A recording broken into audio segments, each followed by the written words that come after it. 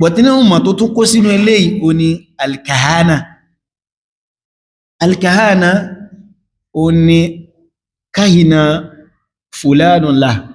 bimana qada lahu bil ghaib akhbarahu bi umuril ghaib wọ́n ní faqad kahina ìmọ̀ bóyá yíwa báyìí kíyàn ó máa sọ fún yà nípa umuril ghaib lọ́dọ̀ àwọn àfá filistila wọ́n ní ó ní ta'ati al-akhbar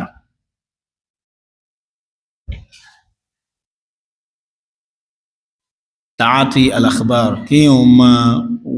wá information ala al-mustaqbal níbi nǹkan tí ó ti ṣẹlẹ̀ kíyàn fẹ́ máa wá information bí i nǹkan báyìí yóò ṣẹlẹ̀ lásìkò báyìí so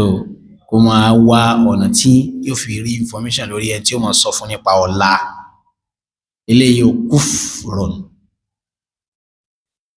àmọ́ wallahi ẹ ká fẹ́ mọ́sálà díẹ̀ múra àǹfààní kan bẹ̀ àǹfààní wo ló wà ń bẹ̀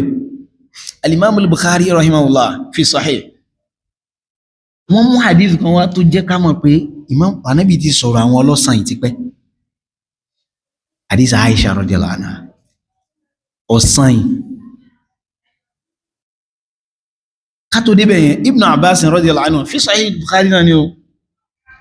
Ibn Abbas ní Ànábì ní sallallahu alaihi wasallama hujibati shayatin ay kama qala gbà tó kù díẹ̀ tọ́lọ́run gbá Ànábì dìde wọ́n stọ́pù káwọn shayatin ma gbọ́rọ̀ ní sánmà ó ní kanatil malaikatu tatahaddathuna bil anan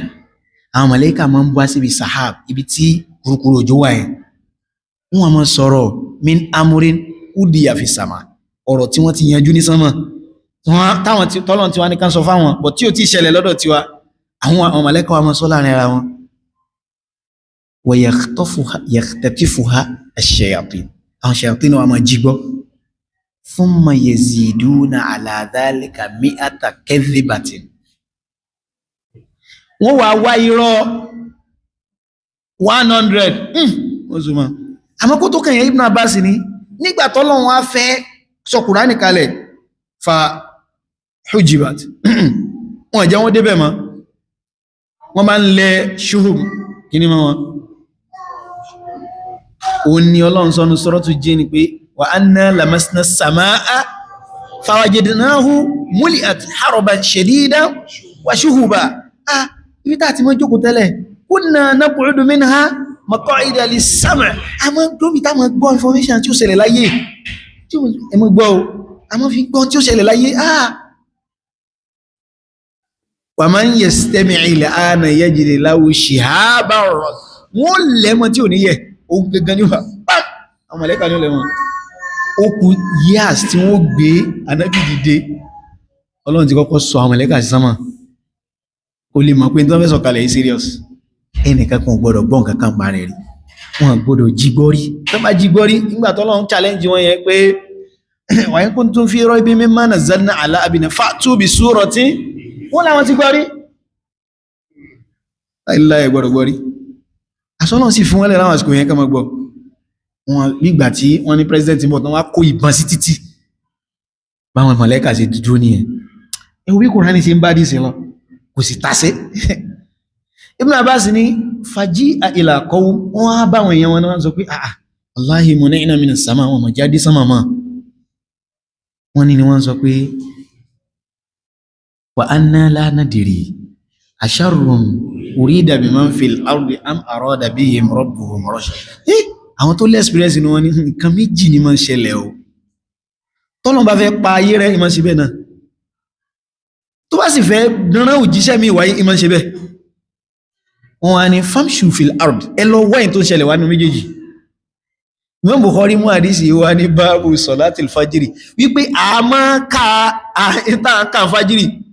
jàrá a máa ká sókè ní jàrá wọ́n á rúrú sí pé kí ló tí Bukhari lè fi má dí sí páàkà ṣubú ìsókè wọ́n pé Ọlọ́run fáwọn ènìyàn lọ́gbọ́n àwọn kan padà bọ́ kí lẹ̀ rí pé káàkà láti fàjírí kí lẹ̀ káàkà sókè kò sínú Kùránì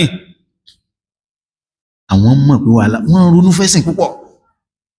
ìjá tètè ṣe tẹ̀bú lórí ẹ irun fàjírí yẹn l'Ànábì wá ń kí lọ́wọ́ táwọn àjẹ̀nú ti gbọ́ وإذ صرفنا إليك نفرا من الجن فقالوا يستمعون القرآن فلما حضروا قالوا أنصتوا فلما قضي ولوا إلى قومهم منذرين. ó ní wọ́n wá káàkiri táwọn kan sọ pé wọ́n káàkiri kan bí o ìrun àárọ̀ lànàbí ń kí lọ ọjọ́ náà sọ̀látùl fàjírì. ẹ wá ìmájì bá náà bí o ṣe ká táwọn àjànú sọ pé lọ́lọ́lá ẹ padà sí sọ́rọ̀tù jì ní pẹ̀lẹ̀ báyìí.